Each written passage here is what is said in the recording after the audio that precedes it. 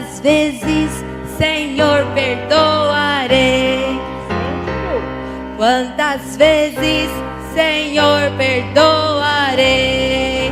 70 vezes. 70 vezes 7 devemos perdoar os nossos inimigos com amor bem singular.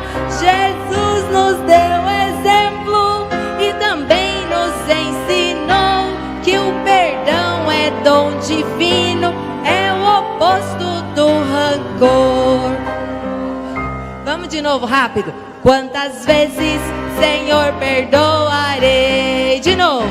Quantas vezes, Senhor, perdoarei? 70 vezes 7 devemos perdoar os nossos inimigos com amor bem singular.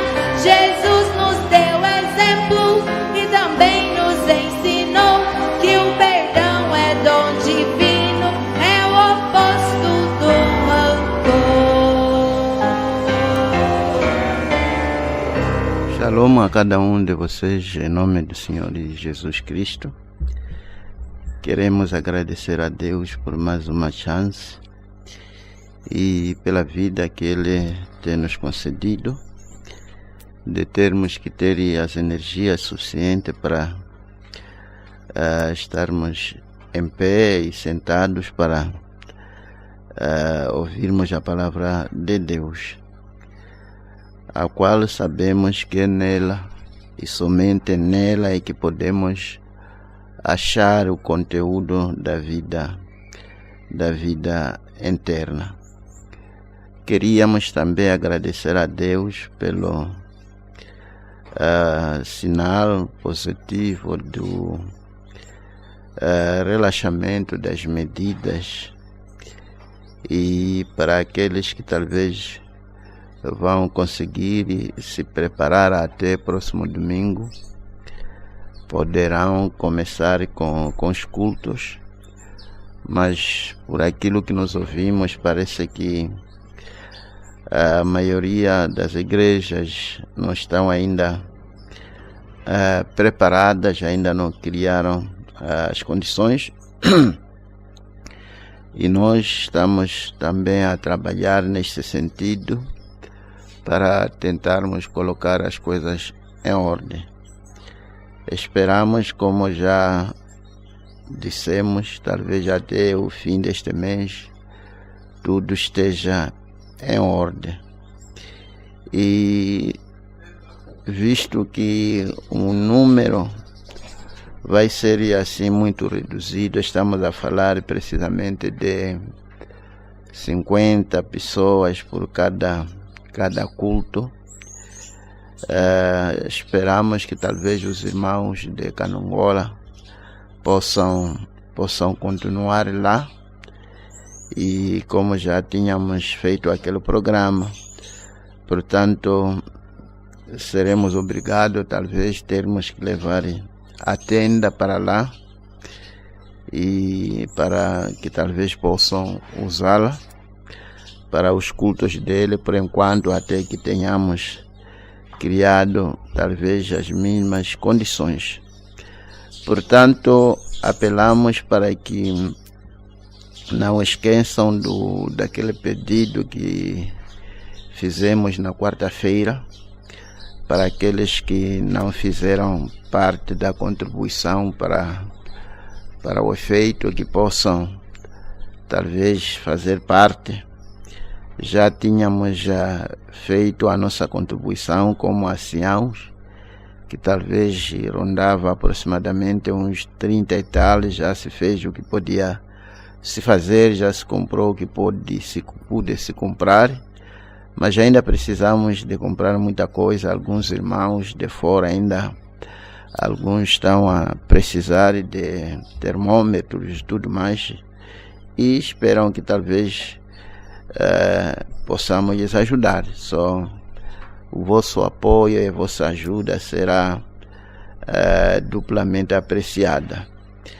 E pela graça de Deus estamos a continuar esta noite com a estatura do varão perfeito. E eu quero acreditar que está sendo uma grande ajuda e Deus está nos ajudando, muita coisa está sendo revelada que eu creio que é indispensável na vida do crente. E dizer que terminamos na quarta-feira, quando estávamos a falar a respeito da piedade, e havíamos lido ou citado São Mateus 5:48. Portanto, talvez antes de irmos muito longe, ter que ler a escritura que estamos a usar, São Pedro 1, versículo 5. Vós também, pondo isto mesmo, toda a diligência, acrescentai à vossa fé a virtude a paciência, e a ciência a temperança, e a temperança paciência, e a paciência piedade, e a piedade amor fraternal, e o amor fraternal amor. Talvez uma pequena oração. Ó Pai Celestial, o autor da vida, aquele que é o Pai dos Espíritos, que determinou, como disseste, que um pouco o mundo não me verá, mas vós me vereis, porque eis que estou convosco e em vós até a consumação dos séculos. Pai, como estamos a ver, e quando o Senhor estiver em nós, essas coisas, Senhor, serão acrescentadas em nós. É o que almejamos, Senhor, esta noite, que possa descer e viver em nós e trazer consigo essas virtudes, a natureza divina. Senhor, aqui estamos, aqui estou, mais uma vez em frente do teu povo, sabendo que a única via pela qual a igreja pode chegar à perfeição é através da pregação do Evangelho. Ajuda-me então, Pai Santo, neste instante. Te peço em nome do Senhor Jesus Cristo, e ajude a cada um que está neste momento nos ouvindo. Que tudo seja feito para a honra e glória do teu grande e maravilhoso nome. Te peço, Pai, em nome do Senhor Jesus Cristo. Amém. Sim, eu dizia que havíamos citado São Mateus 5:48, onde a Bíblia diz: sedem, pois, vós perfeitos, perfeitos como vosso Pai que está nos céus é perfeito. Quando o Deus perfeito vem em nós, é quando tornamos perfeito como Ele. É quando tornamos realmente filhos de Deus. Porque Ele vem em nós e traz consigo a sua própria natureza. E já descobrimos aqui que essas coisas que nós estamos a ver aqui, Deus não está nos exigindo algo que Ele próprio não tem. Ele está nos exigindo para que tenhamos aquilo que Ele já possui, a sua própria natureza. Portanto, vamos continuar no parágrafo 225. Parágrafo 225. Agora, já temos subido até o 6º degrau. Para ter que fazer isso, todas essas outras coisas têm que ser acrescentadas primeiro. E logo quando chegamos até aqui, Ele exige que sejamos perfeitos. E Ele diz: o temor de Deus. Filhos e filhas de Deus. Isto é correto. Oh, quantas coisas poderia dizer sobre isso. Agora, vejamos outra referência para ver como devemos fazer isto. Eu queria talvez ainda ter que pôr uma pequena ponte daquilo que estávamos já a abordar na quarta e tentar ligar com aquilo que vamos ver esta noite e dizer que realmente esta parte, o temor de Deus, como foi dito que o temor de Deus é o princípio da sabedoria. É isso que eu estava talvez tentar mostrar. Nós sabemos que quando se diz o temor de Deus, é realmente o temor com a palavra de Deus, com a palavra dele. Não há como você pode dizer que eu tenho temor de Deus e não temer a sua palavra. Certamente, temer a Deus é ter temor na sua própria palavra. E eu vi um belo exemplo que eu queria talvez ter que ler para vocês aqui, exemplo dos nossos irmãos. Estou a ler neste livro Esdras 9. E Esdras sabe que muitos israelitas casaram com mulheres heteias e faz oração e confissão a Deus. Só depois dos filhos de Deus terem sido, digamos, misturados com o mundo, acabaram a esquecer a sua identidade real. Acabaram a se misturar e se casar com os heteus. Até que finalmente descobriram que, afinal de contas, havia uma escritura que dizia que aquilo não devia se fazer. Portanto, vou ler a partir do versículo 1. Acabada, pois, estas coisas, chegaram-se a mim os príncipes, dizendo: o povo de Israel e os sacerdotes e os levitas não se têm separado dos povos destas terras, seguindo as abominações dos cananeus, dos heteus, dos perezeus, dos jebuseus, dos amonitas, dos moabitas, dos egípcios e dos amorreus. Porque tomaram das suas filhas para si e para seus filhos, e assim se misturou a semente santa com os povos destas terras. E até a mão dos príncipes e magistrados foi a primeira nesta transgressão. Era um pecado que não tinha deixado a ninguém. Talvez diríamos, eu estava ouvindo esta manhã se falando aí de café de manhã, falando ali, tentando falar a respeito de corrupção. E comecei a pensar que realmente a corrupção é uma dessas pragas dos últimos dias, como coronavírus. É algo que acabou entrando no sistema de todos, pequenos assim como grandes. E até chegou-se um momento em que aquele que não corrompe e não é corrompido é que é estranho. Os que corrompem, os que são corrompidos, é que são pessoas que são bem-vindas esses dias. Porque é uma praga dos últimos dias. Não tem como tirar isso da sociedade na totalidade, porque já está no sangue das pessoas. Só este pecado já tinha entrado de tal modo que até os magistrados eram os primeiros nesta transgressão. Estamos a falar dos próprios sacerdotes e os levitas estavam também metidos neste negócio.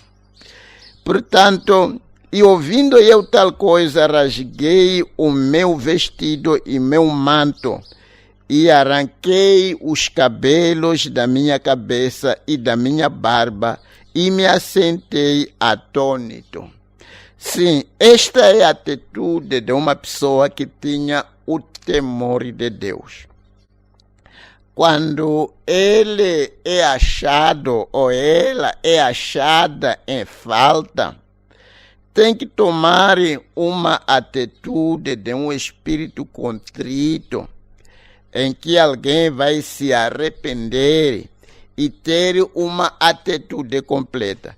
E no verso 4 aqui diz: então se ajuntaram a mim todos os que tremiam das palavras de Deus. Só é precisamente isso que a gente devemos fazer.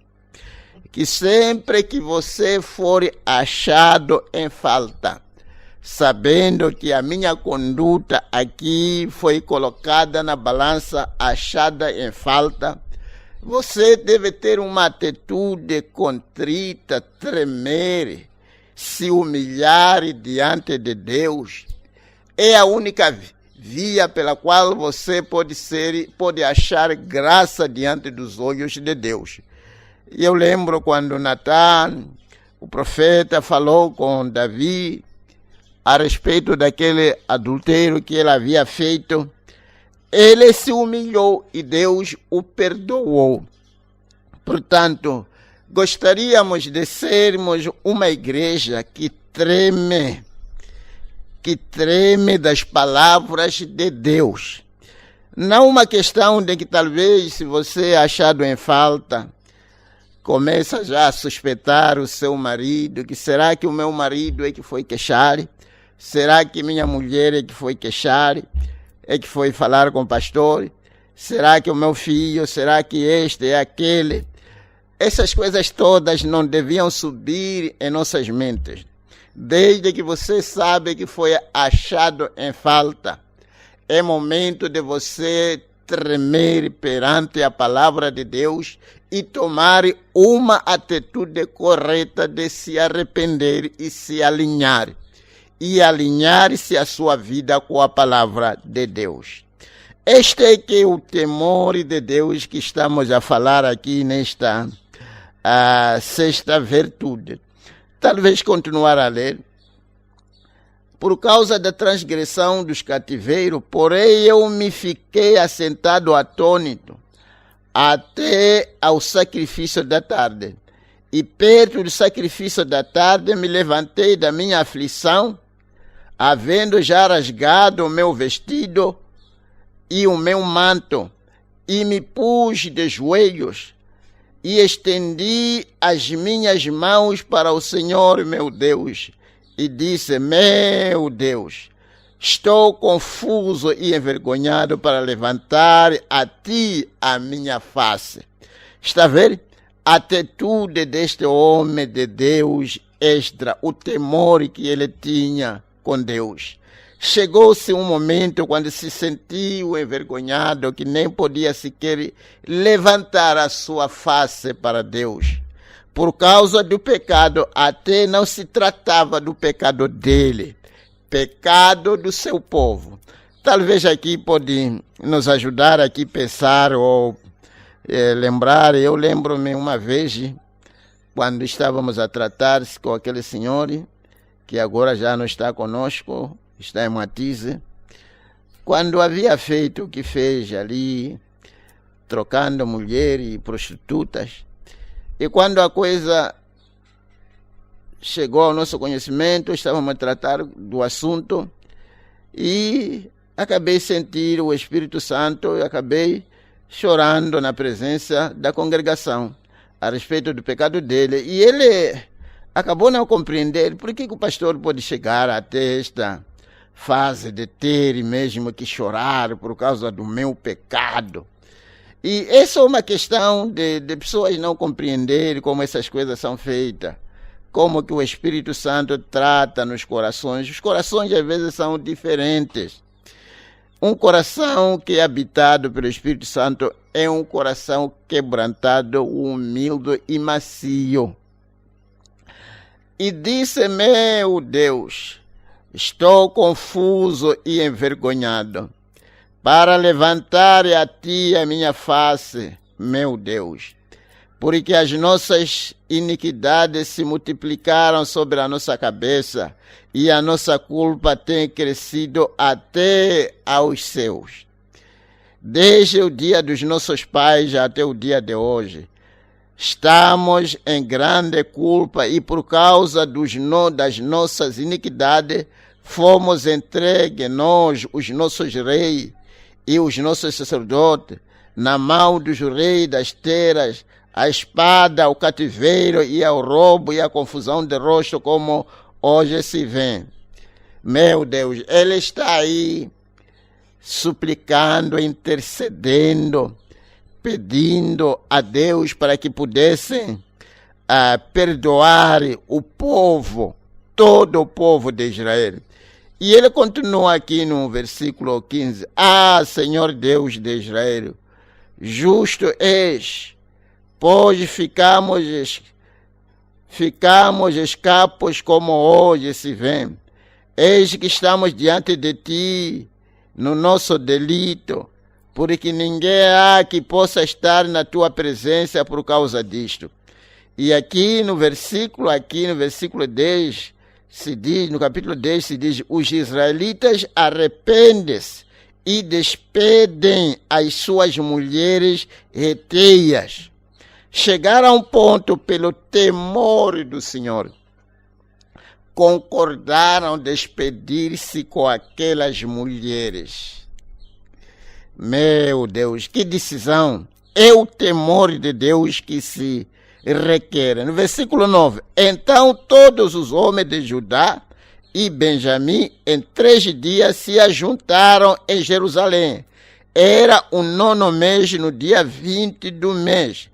E todo o povo se assentou na praça da casa de Deus, tremendo por este negócio e por causa das grandes chuvas. Sim, eles estavam ali tremendo por saber que eles haviam transgredido a palavra de Deus.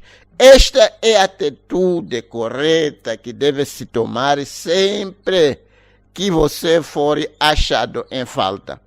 Não devemos tomar essas coisas como se fosse brincadeira, como eu dizia. Talvez ter que pensar que estou sendo criticado, porque a verdade é de que não é criticar, é tentar levar as pessoas para poderem atingir a estatura do varão perfeito. Acho que já dá para a gente termos que continuar. Agora, continuando aqui, e eles agora já temos subido até o 6º degrau para ter que fazer isso, e todas essas outras coisas têm que ser acrescentadas primeiro. E logo quando chegamos até aqui, ele exige que sejamos perfeitos. E ele diz o temor de Deus, filhos e filhas de Deus. Isso é correto. Oh, quantas coisas poderia dizer sobre isso. Agora, vejamos outra referência para ver como devemos fazer isso. E ele mesmo deu uns para apóstolo e outros para profeta. Se recordem. E ele disse, recordem de ontem à noite. Não trate de tomar o lugar do outro.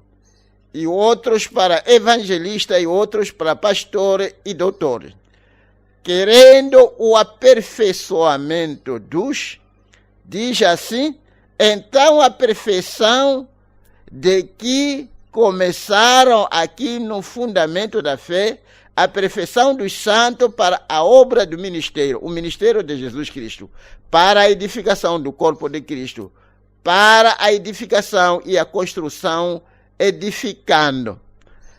Está a ver? Só é através desses ministérios que a igreja vai atingir a perfeição.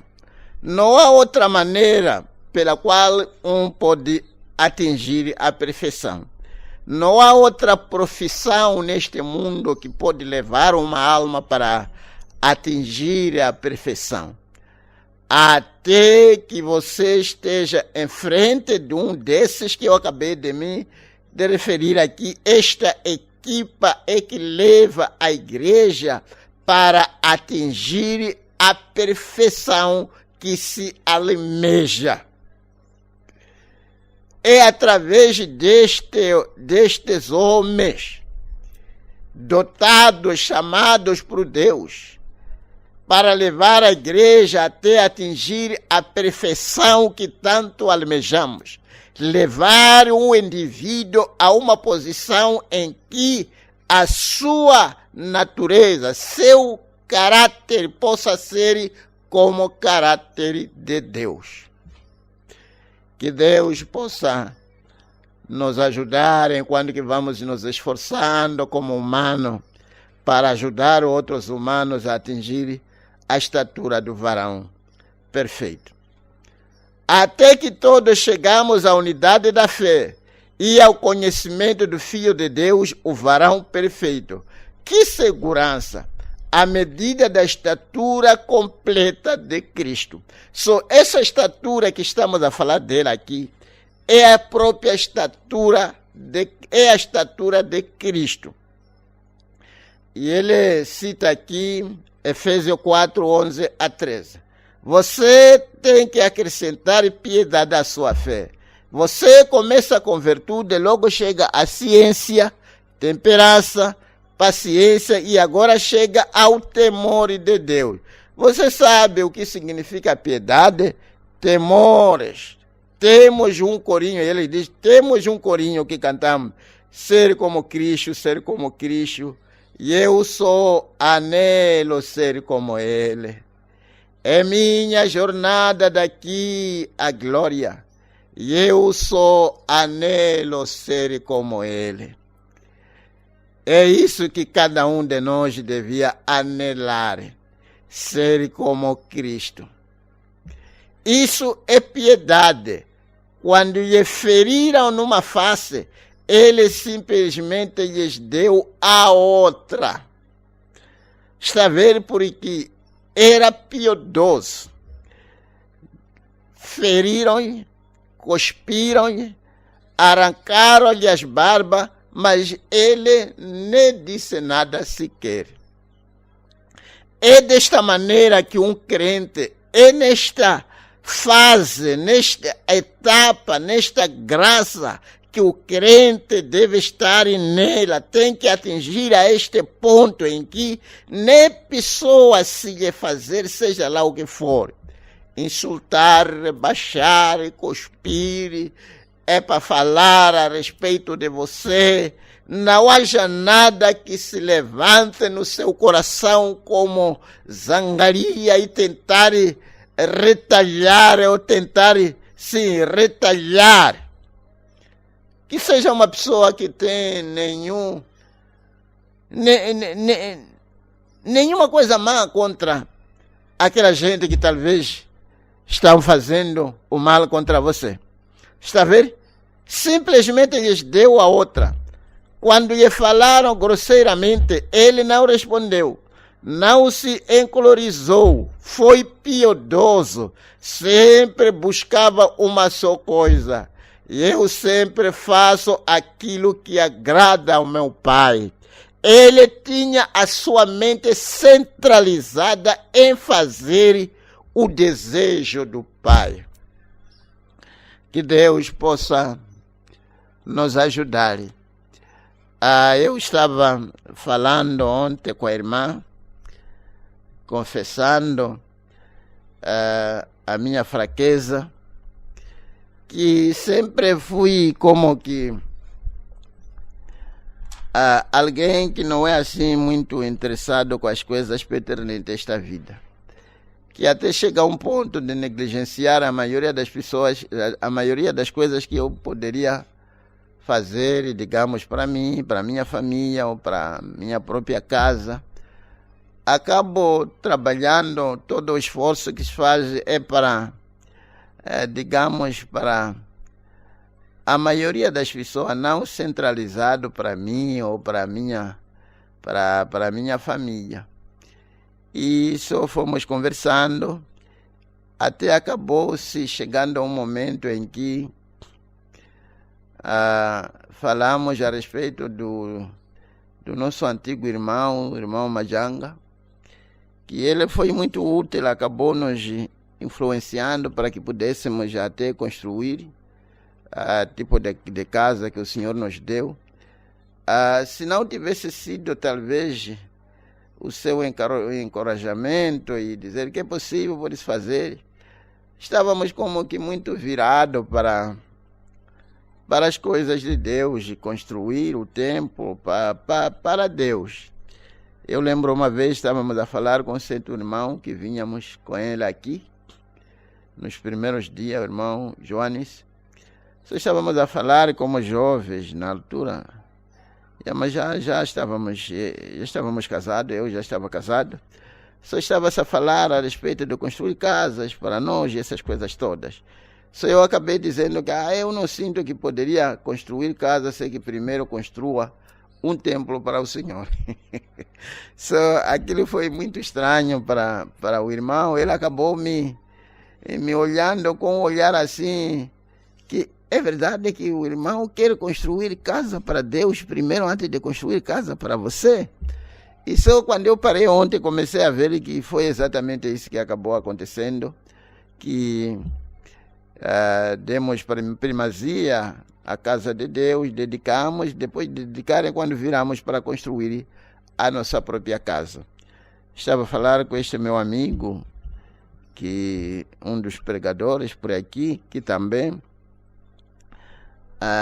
você começa a ver, eu acabei sendo como que levado, e de tal modo que esta vida aqui acabou não ter assim muito significado.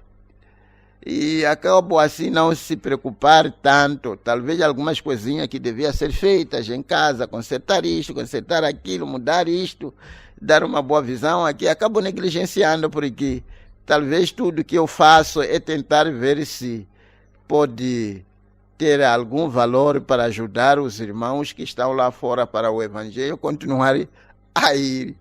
E acaba não se centralizando diretamente para mim ou para a família.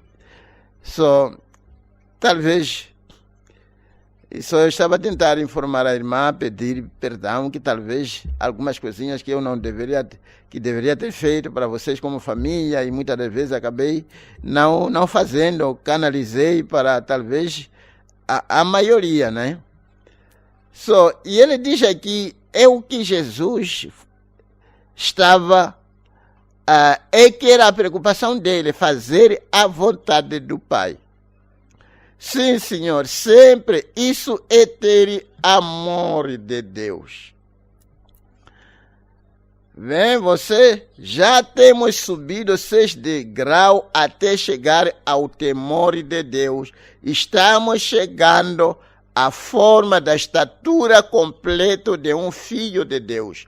Porém, tem que ter isto, além de tudo o demais. Pois sem fé não se pode nem começar. Agora, recorde o urubu com penas de pavão. Real, não se esqueça disso. Não trate de acrescentar essas coisas até que haja tido a experiência do novo nascimento. Porque de outra maneira, de nada lhe servirá, pois em algum desses degraus se derrubará a estatura. Mas quando você começa uma genuína pomba renascida, então você não acrescenta nada de si mesmo. O Espírito acrescenta tudo, edificando passo a passo. Agora, eu queria talvez tentar explicar alguma coisa que talvez tenho tentado explicar para muita gente. Há quem pensa que quando você é nascido de novo,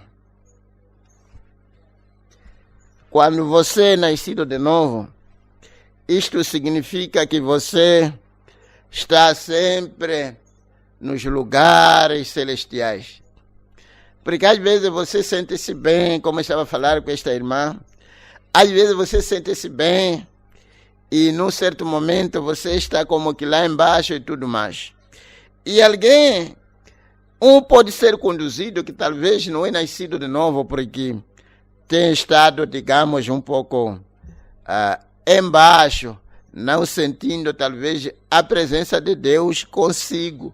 E alguém pode pensar que é sinal de que não recebi o batismo do Espírito Santo.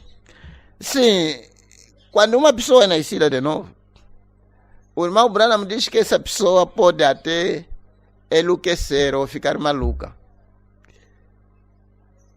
Não tem nada a ver com o batismo do Espírito Santo que ele recebeu.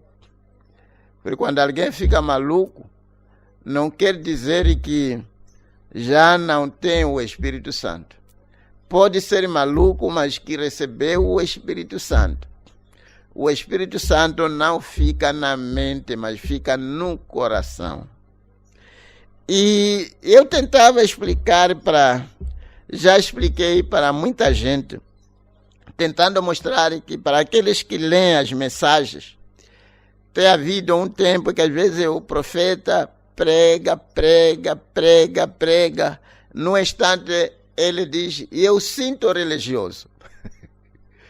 Agora, quer dizer que aqui atrás ele não estava sentindo religioso. Se ele diz que eu sinto religioso, é porque é naquele momento que ele sentiu religioso. Agora, esta diferença que a gente devemos termos uma ideia de saber que realmente tem havido um tempo que alguém pode não sentir religioso. Mas se você não está sentindo religioso, não quer com isso dizer que você não recebeu o Espírito Santo. E ele até diz, quando a gente chegarmos a um ponto em que começamos a se consagrar e pensar, colocar a nossa mente em Cristo, afastar-se de tudo e você está a pensar a respeito dele, naquele momento começamos a sentir aquele peso no coração, que é o peso do nascimento, do novo nascimento. Veja aqui que precisou-se um momento de se preparar, de se consagrar, de orar, até você sentir o peso. Mas não quer dizer que aquele peso não estava em você. O peso estava, mas não estava a se sentir. Até que você chegue a um momento de se consagrar. Não seja assim, não se abale por pensar que talvez eu não tenho o Espírito Santo, porque não estou a sentir. Não pode pensar que você vai estar sempre nos lugares celestiais, aleluia, aleluia, aleluia, toda a vida. Não é isso. Não é isso. São atmosfera que se entra e às vezes se sai, não é? Sim. Só talvez para ajudar alguém ali. Voltando. Agora bem, chegamos à perfeição. Em sétimo lugar, a Bíblia diz a piedade. A piedade, o amor fraternal. Quando chegamos ao amor fraternal, em qualquer assunto que se esteja discutindo, pondo-se você no lugar do outro irmão. Pedro disse, Senhor, quantas vezes perdoarei o meu irmão que pecar contra mim? Até 7 vezes? Jesus lhe disse, não te digo até 7 vezes, mas até 70 vezes 7. 70 vezes 7. É isso. Já temos 490 vezes. Agora, isto aqui se trata também de amor. A capacidade espiritual de perdoar o irmão. Todo cristianismo está baseado no perdão. Se você não pode perdoar de coração, isso nos mostra que você nunca foi também perdoado. você deve ter graça suficiente para perdoar o irmão quando ele se arrepender e pedir perdão. Independentemente o que o irmão tenha feito contra você. Você tem que ter graça de o perdoar. Isto é que se chama amor fraternal. Sim, eu estava pensando, os ingleses chamam de brotherly kindness. Ser bondoso para o irmão, amor entre irmãos. E eu descobri, amados, porque se você for a ver, o amor fraternal está precisamente, é a sétima virtude, que é precisamente a virtude que deve estar no meio dos irmãos desta era. Porque é a virtude que tem a ver com a era em que nós estamos a viver. Amarmos uns aos outros como amamos a nós mesmos. Eu gostaria que isto aqui pudesse ir e atingir a quinta costela. Termos cada um de nós a capacidade e a graça suficiente de perdoarmos uns aos outros. Porque é verdade de que onde vive muita gente, comunga muita gente, não faltará talvez desentendimento ali, entristecer este, ou magoar este e aquele, mas você deve ter graça suficiente de pedir perdão e graça suficiente de sempre perdoar como Deus nos perdoa. Porque aquele que não perdoa não pode ser perdoado. Para você ser perdoado, em primeiro lugar, você tem que ter graça também para perdoar. E eu descobri esta particularidade para os crentes da mensagem. Estávamos a falar com um certo irmão. Imagine quando um qualquer, digamos, um católico sai daqui, vai ou na Inglaterra, ele não, quando chega lá não se preocupa tanto em querer saber onde estão os demais católicos. Mas um irmão da mensagem, quando sai, vai num lugar onde ele não conhece, a primeira pessoa que ele procura saber é procurar apanhar alguém que crê na mensagem.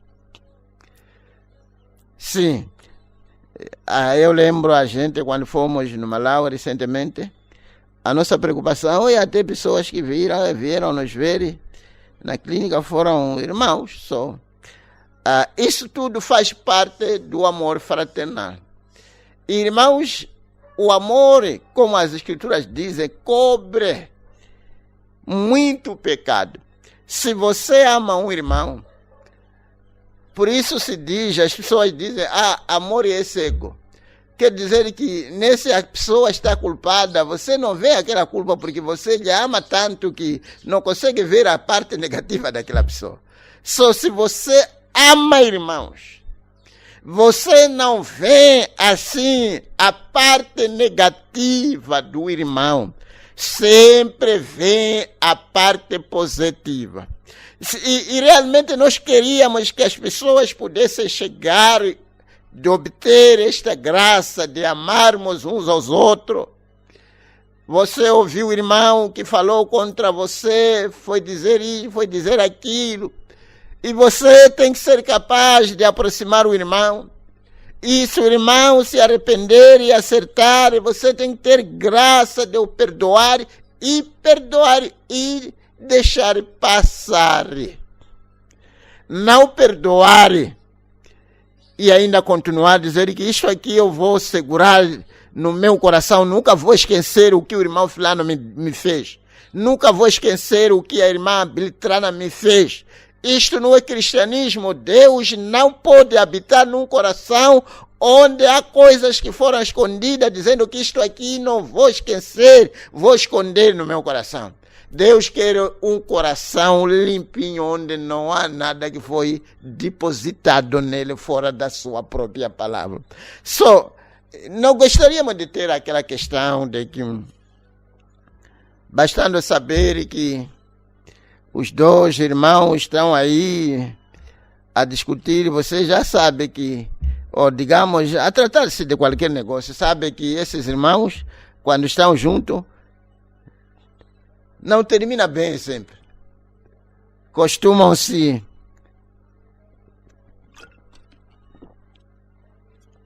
chocar sempre. Não é isso.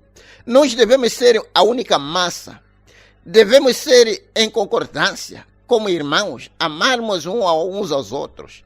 E talvez tentar ajudar alguém aqui. Eu lembro uma vez o irmão Branham dizia, falando a respeito de amor, dizia que você às vezes pode pensar que não ama o irmão, mas você lhe ama. Espere que alguma coisa errada aconteça com aquele irmão. Há de você ver o seu sentimento a respeito daquele irmão, quando ouvir que aquele irmão talvez está doente, talvez perdeu o emprego, talvez alguma coisa má aconteceu com ele, o seu coração é mexido. Este faz parte de amor fraternal. O irmão Branham falando a respeito desta questão, de que você pode até pensar que não ama irmão, mas espere até que alguma coisa má aconteça. É quando você sente-se mesmo movido. E às vezes é o seu próprio marido, é a sua própria mulher. Espere que alguma coisa, você vê que ela está doente, ele está doente. É quando você sente mesmo que você o ama, você a ama. Deus lhes abençoe ricamente. Devemos ter a capacidade de perdoarmos uns aos outros, amados irmãos, amadas irmãs. Que não haja nada do mal que se guarda entre irmãos. Chegar a um ponto onde você diz, eu não falo com a irmã Beltrana, a irmã Filana, com o irmão Filano. Isto não deve ser encontrado no meio dos irmãos, independentemente o que o irmão tenha feito. Se você quer ter graça com Deus, nunca guarde nada no seu coração, algo errado. Porque isso até afugentará o Espírito Santo da sua vida e afugentará o Espírito Santo do próprio tabernáculo. E ele diz aqui, Jesus lhe disse, não te digo até 7, mas até 70 vezes 7. São Mateus 18, 21 a 22. Isto é amor fraternal, a capacidade de perdoar o seu irmão. Se você vê um irmão que está todo transtornado, não seja impaciente com ele, mas benigno. Amém. Aquilo que eu estava a dizer? Sim, brotherly kindness. Ser bondoso para um irmão. Não seja impaciente com ele, mas benigno. Faz pouco alguém me perguntou, como pode você querer nestas coisas e ainda visitar as Assembleias de Deus e os unitários, etc. Por causa do amor fraternal, com a esperança de que algum dia, vem você, paciência, temperança, perseverando com ele, ciência, entendendo o que ele crê e recordando o que está em seu coração. Isso é virtude de nossa parte. E tal virtude passa para ele é benignidade e mansidão, tendo fé que algum dia Deus o traga ao redil. O amor fraternal no 7º degrau. um dos três, 1, 2, 3, 4, 5, 6, 7. 7 coisas. E nós estamos precisamente a falar desta sétima coisa, que é a era em que nós estamos a viver. É onde deve abundar o amor fraternal. Vamos deixar aquilo aí de detestar esse irmão, detestar aquele e aquele mais. E às vezes quando você vê indício dessas coisas no meio dos irmãos, você acaba às vezes parando e pensar que se é que às vezes os irmãos chegam a um ponto de um desentendimento deste ali acolá, será mesmo que um dia, digamos que Deus acabou tomando o pastor para que adiante, do outro lado, será que as pessoas terão graça de continuar sendo uma única massa ou vão se desintegrar aqui? Você começa a pensar em muita coisa. Será que um dia que você partir, as pessoas terão a graça de se unir e continuar a fazer com que os objetivos de levar a mensagem para os demais, será que este objetivo vai continuar ou vai terminar quando, digamos, se o Senhor me levar? E às vezes essas coisas acabam aparecendo na sua mente quando vem ali a colar os irmãos não estando em concordância. Só vamos lutar, irmãos, que não haja nada que nos separe, porque muitas das vezes não tem havido nenhuma razão para tal. Tem sido simplesmente o diabo no meio das pessoas, como colocou o profeta, que é o diabo no meio das pessoas. Não é o irmão que está em culpa, não é você, é o diabo que entrou no meio de vocês e ele está a tirar areia nos olhos deste, nos olhos daquele e acabam se atrapalhando. Sim. E então o seguinte e ao amor fraternal caridade, o qual é amor, isso é a pedra de coroa. Um destes dias na igreja, agora, que isso esteja entendido nas fitas, e ele diz, etc. Isso que vou dizer agora não estou ensinando como uma doutrina, mas somente quero mostrar-lhes, com a ajuda de Deus, a verdade disso. A primeira Bíblia que Deus escreveu foi o Zodíaco, no céu, conhecemos isso. Começa com uma virgem e termina com o leão.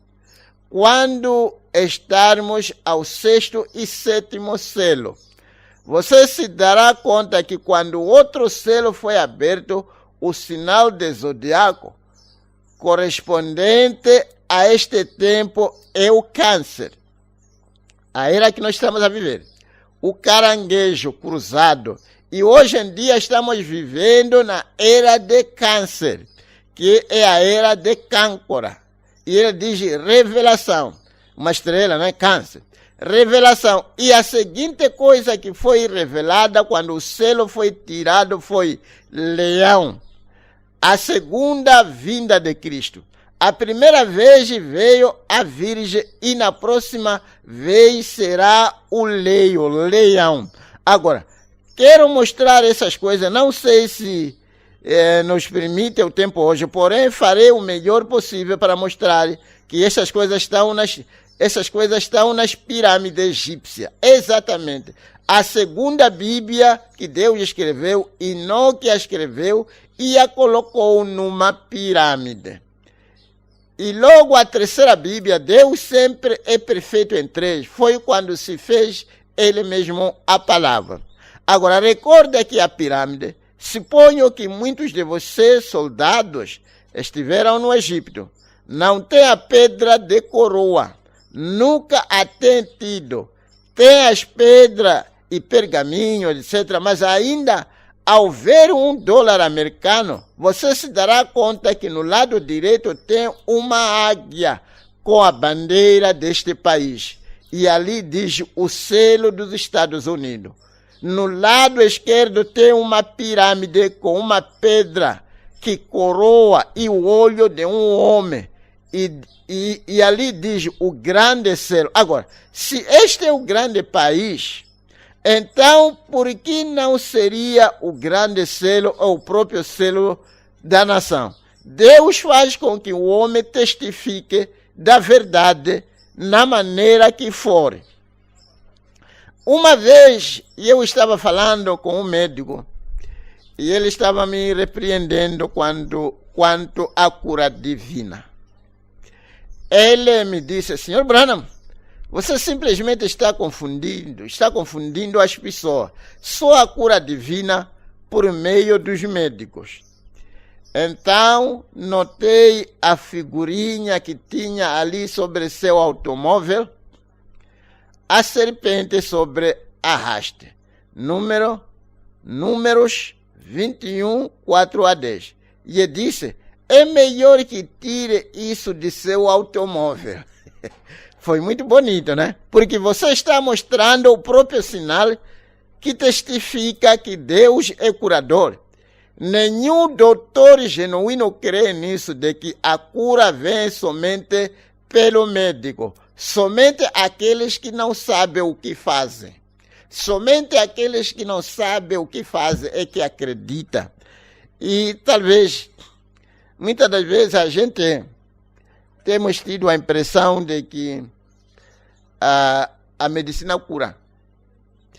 A Bíblia diz que eu sou o Senhor que curo todas as vossas enfermidades. Portanto, toda cura é de Deus. Talvez alguém pode não compreender uma afirmação dessa, dizer que a medicina não cura. Mas a verdade é de que a medicina, o que faz? A medicina mata. A medicina não cura, a medicina mata. Talvez alguém diria: mas pastor, o que está tentando dizer? Vamos dizer que alguém contraiu talvez malária. O que a medicina vai fazer? Eles criam veneno suficiente para matar aqueles bichos que causam malária, né, em você.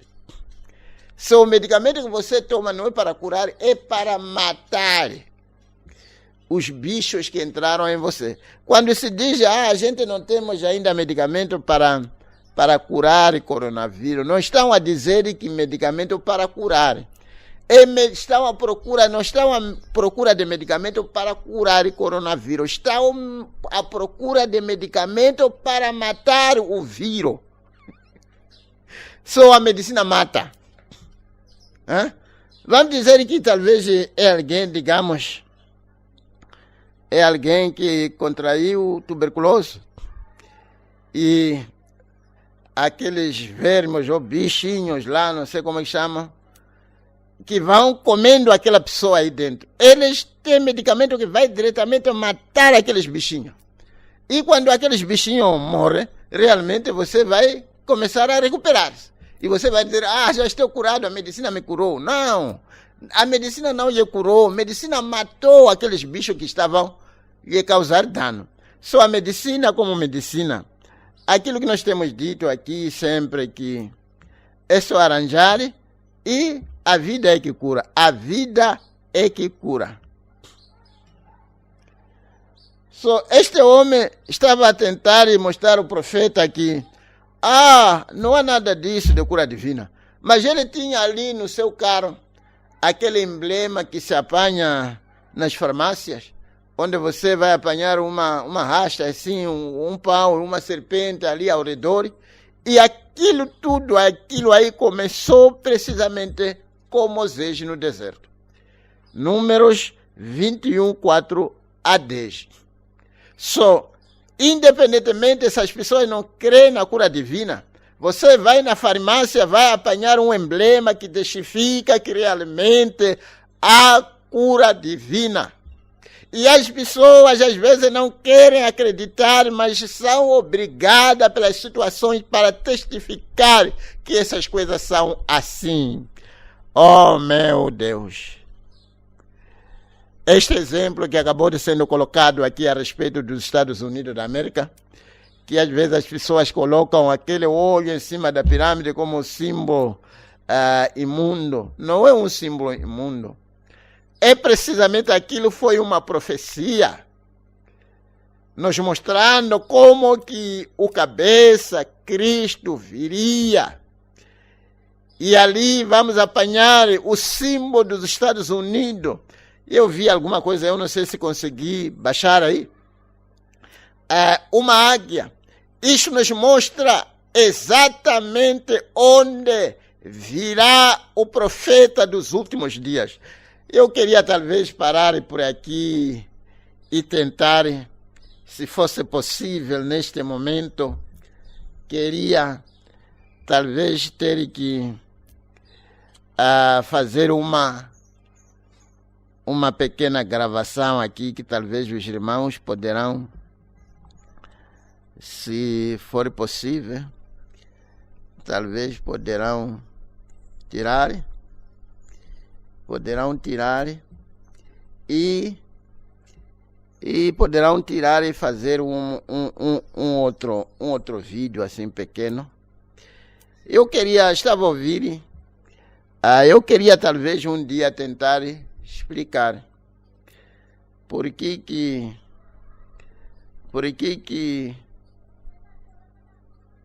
não fico assim ofendido quando as pessoas nos chamam de branamista.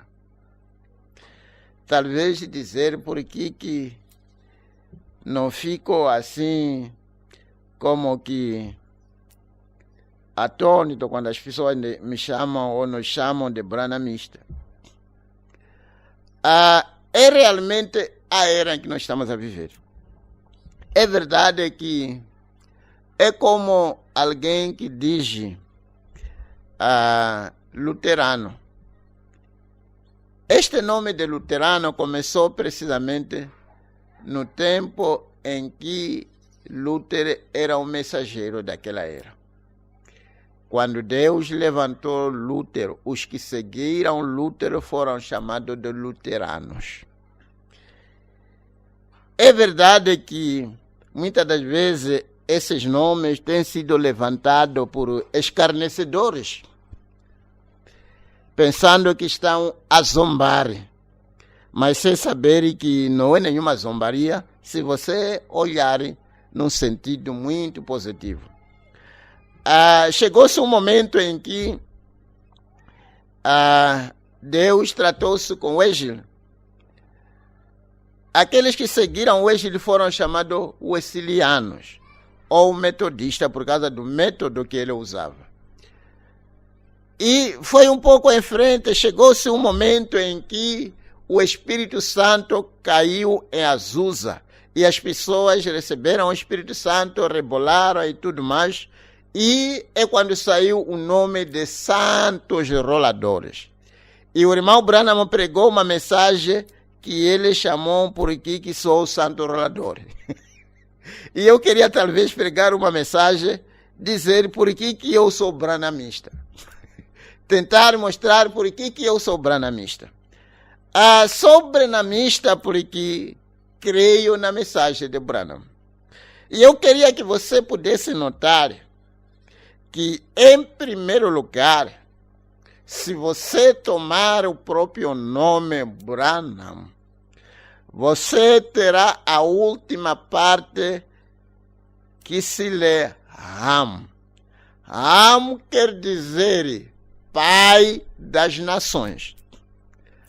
Da mesmíssima maneira que Abraão era também Pai das Nações, porque ele também tinha esta parte que Deus, ele mesmo mudou de Abraão para Abraão em inglês. E ele tinha também aquela parte de Ram, na última parte do seu próprio nome, para representar que ele é Pai das Nações. Portanto, Branham, Ram quer dizer Pai das Nações. Agora, se ele é Pai das Nações, quer dizer que tem filhos. Se é pai das nações, quer dizer que entre as nações ele tem filho. Portanto, eu sou um desses filhos de Branham, aqueles que crê na mensagem de Branham. Porque a Bíblia bem diz que eis que vos envio o profeta Elias.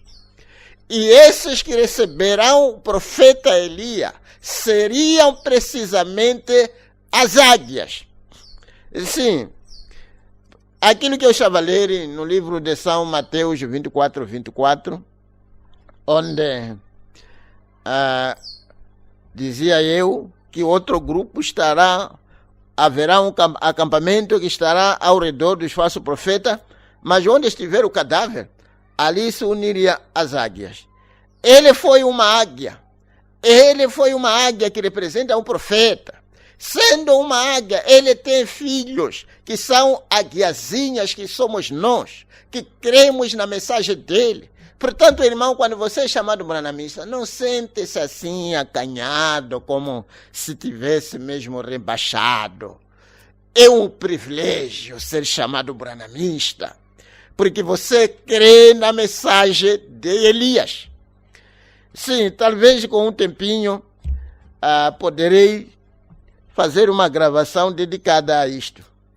Se tiver assim um tempo de unir as minhas notas, poderemos entrar nisso talvez em detalhe. Acho que já tem 1 hora de tempo, não é? E quantos minutos? Está a ver, de uma ou de outra maneira, as pessoas vão testificando. Não é preciso você procurar saber que onde viria o último profeta. O último profeta viria dos Estados Unidos da América. Os símbolos já nos dizem onde viria o último profeta. Porque a águia é um símbolo americano. As pessoas já testificou, as coisas já testificaram onde ela há de vir. Portanto, essa brincadeira toda de que há um profeta que veio da África, é tudo brincadeira. É no tempo de espera que essas coisas se levantam, como já dissemos, não é? Moisés levantou a serpente de metal sobre a haste. E Deus disse: eu sou o Senhor que sara todas as tuas enfermidades. E os israelitas olharam para aquela serpente para receber cura divina. Sem dúvida, os médicos testificam o contrário.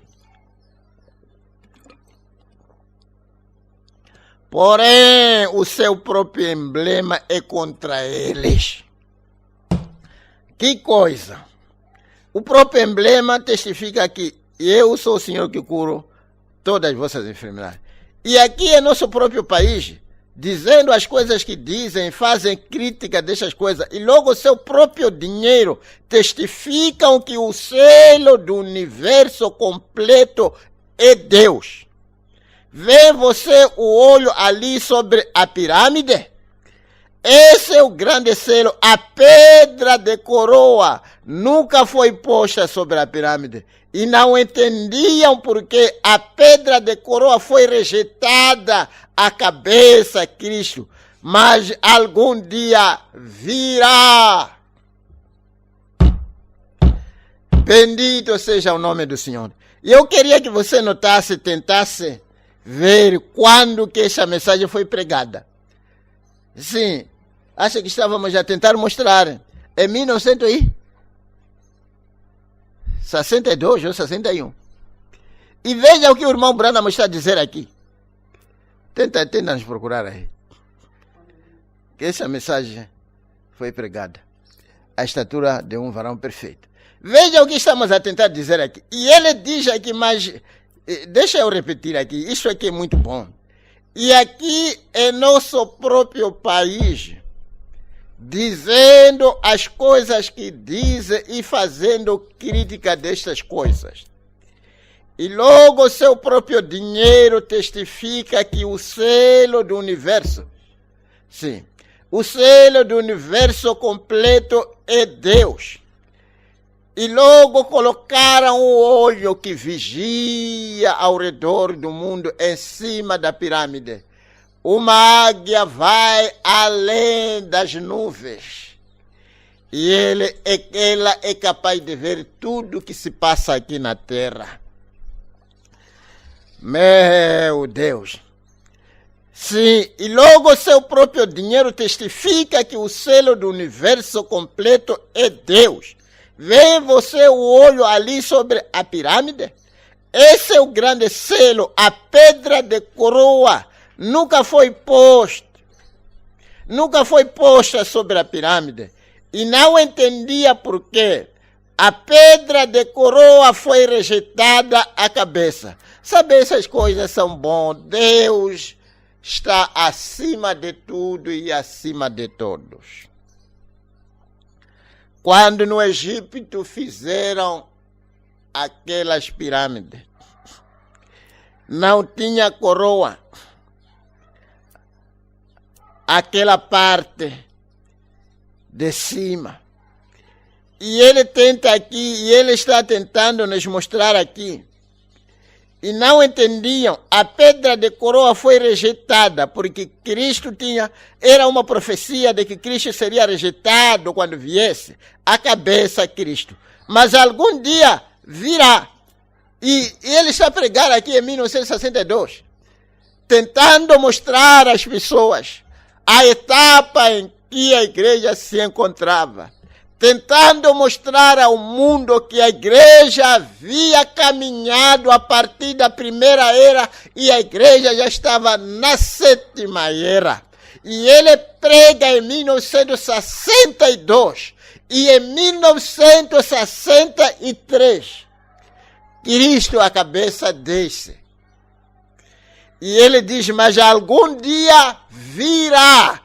E ele está a falar aqui em 62 e em 63 e a cabeça desce. Essa é a razão que Cristo vê simplesmente a cabeça, a pedra angular.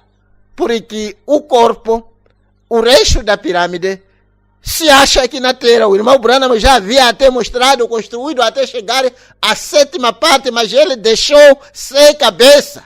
Tinha que esperar a cabeça, que é Cristo, para descer em 1963. Eu não sei o que você acha dessas coisas, mas para mim, isto aqui é mais do que vida. É o que me faz, às vezes, ver que o mundo para mim já era. Porque se é que Cristo já desceu para se unir com a igreja, o que falta então? É verdade que Cristo, sendo a palavra, a plenitude da palavra revelada, não tinha chegado até aqui entre nós. Mas um tempinho tinha que ser dado para que a palavra pudesse ir e chegar e nos atingir. E levantar homens e mulheres para levar a igreja até onde Cristo é a sua cabeça. E é precisamente isso que nós estamos a tentar fazer, se esforçando, levar a cada um de nós até este nível em que realmente Cristo pode descer e ser a nossa cabeça. Ser Ele a palavra que rege os nossos assuntos e tudo que nós somos. Meu Deus, bendito seja o nome do Senhor. Agora, na construção deste edifício, esta estatura começa com o fundamento da fé. Logo, virtude, paciência, temperança, paciência, ciência, temperança, paciência, piedade, amor fraternal. E agora, que fazer? Estamos esperando a coroa. Irmãos, este homem foi enviado por Deus. Este homem foi enviado por Deus. Como a Bíblia diz, que a sua mensagem ia preparar a segunda vinda de Jesus. E ele está preparando aqui. Faz-me lembrar desta coisa que nós estávamos a tentar colocar aqui. Dizíamos que ele veio precisamente como o pescoço. que tinha que ligar a cabeça e o corpo. Por isso ele tinha que ter um ministério. É por isso toda a luta de Cacau de tentar subir no meio da pirâmide, entre a pirâmide e a cabeça, a pedra angular, para tentar ver se pode levar o lugar do profeta. Mas, como já dissemos, é o que acontece quando as pessoas estão à espera. Há muitas revelações que se levantam, há muitas pessoas que falam, há muitos aventureiros que entram em cena quando as pessoas estão à espera do cumprimento da palavra. E é isso que nós estamos a ver com esses homens. Mas a verdade é de que a mensagem, o mensageiro verdadeiro já veio. Ele sim diz: estamos esperando a coroa, a qual é amor. Porque Deus é amor. E Ele é quem controla tudo. E é a potência de cada uma dessas coisas. Sim, Senhor.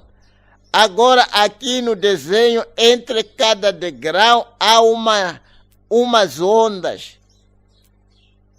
E que são o Espírito Santo descendo através de Cristo. O Espírito Santo está sobre tudo isto para soldá-lo, para se construir o quê? Uma igreja perfeita para receber a pedra de coroa. Uma igreja perfeita para receber a pedra de coroa. Um corpo perfeito como aquele corpo que era o Cordeiro de Deus que tira os pecados do mundo ali no Rio Jordão, quando Deus desceu na forma de uma pomba. As duas naturezas aqui eram semelhantes. Portanto, quando você coloca a fé, virtude e sobe até atingir o amor fraternal, você já tem a natureza de Deus. Portanto, a coroa, o arrebatamento pode vir. Estamos amados aqui prestes para que Deus estabeleça na terra. Faz-me lembrar, quando estava a terminar, eu tive graça ontem de terminar a minha Bíblia, aproveitando este tempo de quarentena. E estava a terminar precisamente quando João foi chamado e dizia: venha ver a esposa do Cordeiro. E ali descia a nova Jerusalém celestial. Descia aqui na terra. Há um casamento que prestes acontecerá aqui na terra.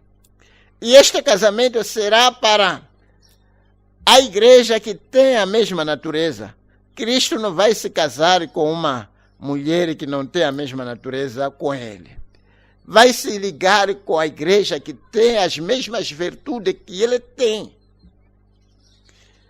Sim. Agora, o que tem sucedido? O Espírito tem manifestado a Jesus Cristo nas 7 eras da igreja e nos 7 mensageiros da igreja. Começou aqui onde foi fundada a igreja. Onde foi fundada a primeira igreja pentecostal? Foi fundada por Paulo em Éfeso. Ok, vamos ver se talvez poderemos trazer isso no domingo e ver se podemos terminar com esta mensagem. Inclinemos as nossas cabeças.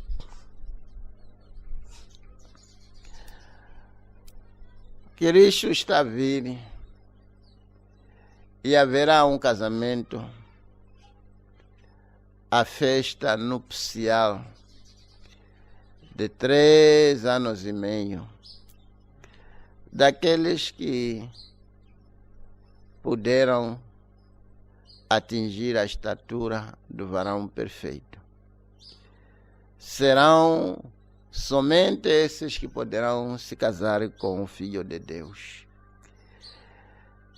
Cristo não vai casar-se com uma estranha. Da mesma maneira que Adão não se casou com uma estranha, casou-se com osso do seu osso, carne da sua carne. Da mesma maneira que Isaac não se casou com uma estranha, se casou com uma mulher que fazia parte daquela família. Cristo vai se casar com uma igreja palavra, espírito do seu espírito, palavra da sua palavra. Que Deus possa nos ajudar neste momento para ser exatamente o que nos é esperado. Que possa perdoar os nossos sentimentos estranhos contra uns aos outros. Para que Ele nos leve, nos faça uma massa, uma única igreja que ama uns aos outros, uma igreja apegada, uma igreja unânime que caminha junto. Quando há um programa, caminharmos junto, porque somos uma única massa. Não permitir que talvez uma pedra entre no meio desta massa, porque ela não vai se ligar da maneira como deve se ligar. Ó Pai Celestial, que direi neste momento, Pai Santo? Nós somos o barro, Tu és o olheiro. Mais uma vez o Senhor tem nos falado a Tua palavra. E é ela que pode nos levar para atingirmos a estatura do varão completo, varão perfeito. Venha então nos ajudar a cada um, aquele que tanto nos amou. Quem somos nós, Senhor, para que o Senhor pudesse tomar os nossos lugares, pudesse nos enviar esta mensagem nesses últimos dias? É a Tua graça, são Teus programas, como estamos a ver aqui. Não é mérito, porque não há nada em nós que poderia merecer essas coisas, mas é simplesmente a Tua graça.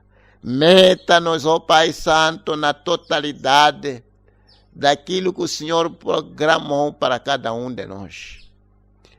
Senhor, se é que achamos graça diante dos Teus olhos, para sermos parte desta noiva que deve ser parte da palavra. Ajuda-nos, ó Pai, para que cada um chegue a este ponto de ter essas virtudes, ser como Cristo, para que se ligue com Ele, sem que haja talvez alguma coisa que nos separe. Tire, Senhor, qualquer coisinha que não vem de Ti nas nossas vidas. Queremos trazer precisamente o que deve ser trazido. Ajuda, Senhor, o Teu povo espalhado por este Moçambique grande. Neste momento, Pai Santo, que estamos nos últimos dias em que a qualquer momento o Senhor pode vir.